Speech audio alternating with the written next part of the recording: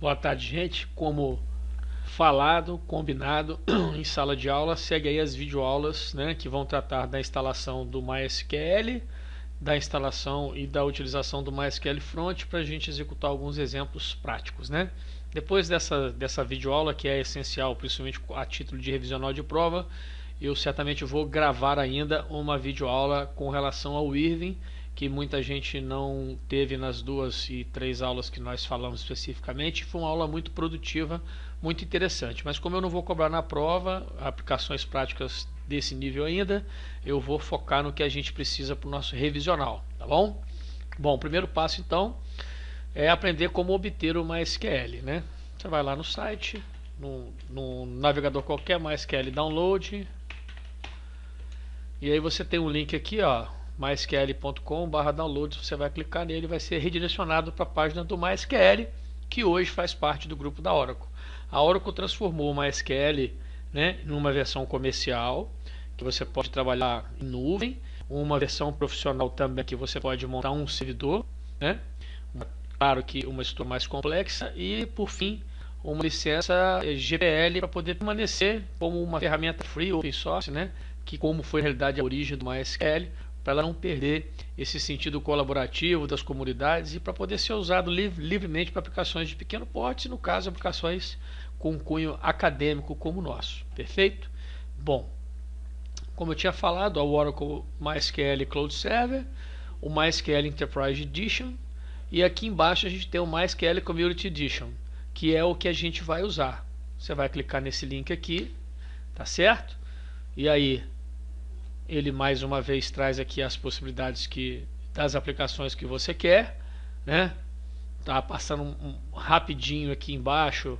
Ele tem a questão de repositórios específicos para o Linux, né? Você usar os comandos apt para a distribuição do SUSE, do Yum, MySQL no Windows, instaladores e ferramentas. Então você também pode usar esse link aqui. Os conectores, que é a questão quando você tem que fazer as conexões, as atualizações tanto no Windows ou em aplicações Java do ODBC e o JDBC, que são serviços que te permitem conectar a diversos bancos de dados, mas você tem que ter os drivers instalados, então é especificamente para isso. O Workbench, que na realidade vem substituir o MySQL Administration Tools, que tinha alguns componentes, né? Tinha alguns serviços específicos para você trabalhar em cima de uma base MySQL. O Workbench hoje faz esse trabalho de uma forma mais completa. A gente já viu isso em sala de aula. Ele inclusive deixa você também trabalhar na parte de desenho lógico da aplicação, mas ele ficou um pouco mais complexo e para uso acadêmico a gente precisa de um domínio muito grande, né? E vocês não terão tempo para isso. Então, ao invés de usar o MySQL Workbench, nós vamos utilizar uma outra aplicação, que é o MySQL Front, que faz o mesmo papel do Workbench, porém bem mais resumido, bem mais enxuto, vai possibilitar que a gente tenha uma produtividade maior. O MySQL Shell, né, é porque você pode instalar o MySQL a nível de prompt, executar e fazer toda a manutenção a nível de prompt, mas essa aplicação, assim como o MySQL Utilities, elas são instaladas junto com a versão do MySQL. E aí tem o Router e Fabric, que o Router é na realidade para situações distribuídas, configurações bem específicas que a gente não vai trabalhar, assim como a clusterização também. Então, nós vamos ficar nessa primeira versão, que é o MySQL Community Server. Bom, aqui, logo nessa página, ele te traz, né, a versão do Community Server mais atualizada, que é a 5.7.16. E aí você vai fazer a instalação dos arquivos aqui. Se atentando para uma coisa, esses arquivos zipados não são os instaladores, são as estruturas de banco de dados prontas para quem já tem o banco de dados instalado e deseja fazer uma atualização rápida, mas aí precisa de uma certa prática. Nós, para quem está usando o Windows aí, nós vamos instalar sempre os arquivos MSI. Se você tiver outro tipo de sistema operacional que queira fazer teste, sinta-se à vontade. Tem diversas distribuições do Linux, assim como o macOS, FreeBSD, dentre outras coisas, tá certo? Lembrando que no Linux é muito comum, provedores de acesso também eles utilizam MySQL para poder ser o banco de dados para montar sistemas de autenticação via radios, dentre outras coisas. Bom, nós estamos trabalhando na estrutura do Windows. Importante, embora aqui ele esteja especificando que esse arquivo aqui, por exemplo, esse 5.7 é para o Windows 32 bits, podem clicar nele, inclusive aqueles que têm as máquinas com processamento com processador 64 bits.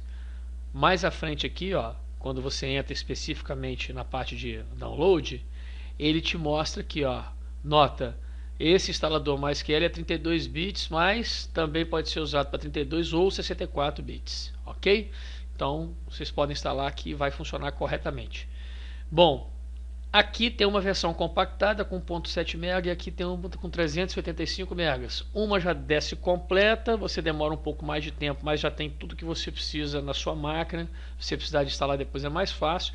E a 1.7, como a gente está acostumado, ela faz um link para uma base e vai fazendo o download e a instalação online. Aconselho que vocês percam um pouquinho mais de tempo e já façam um download maior para poder ter a aplicação toda na sua estrutura aí.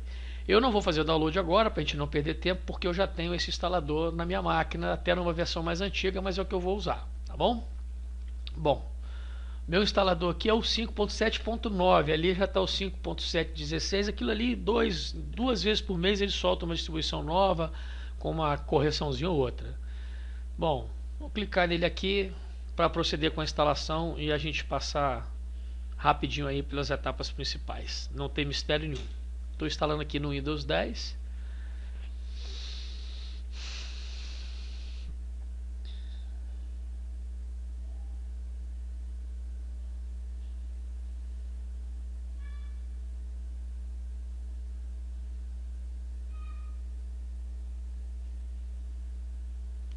Bom, aqui nessa primeira etapa você tem que fazer o aceite, né, dessa licença GPL.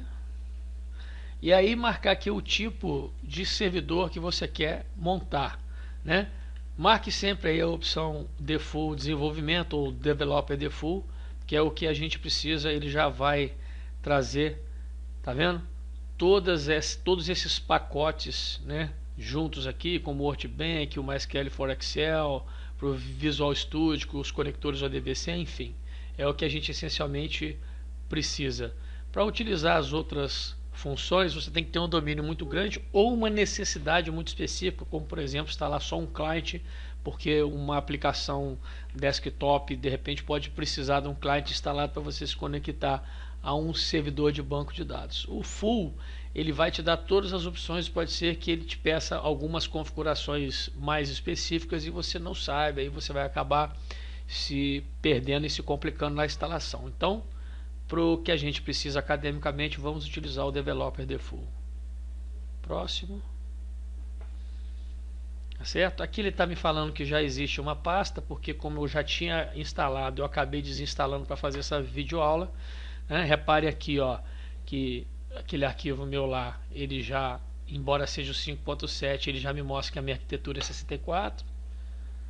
E aí ele vai continuar. Aqui ele está me mostrando quais são, né, os pacotes que ele vai instalar. Né, se eu quisesse tirar alguma coisa, eu poderia tirar ali e tal, mas eu já vou marcar OK para todos e seguir à frente. Bom, aqui ele está me dizendo como é que vai rodar cada etapa da minha instalação, e quando eu executar vocês vão ver que ele vai começar por partes, né, como Jack. Então ele está instalando a aplicação de banco de dados especificamente. E aí ele vai cumprindo lá, mostrando o andamento em cada uma das etapas. Ok? Então ele parece que instalou com sucesso todas as etapas. Vamos para a próxima telinha.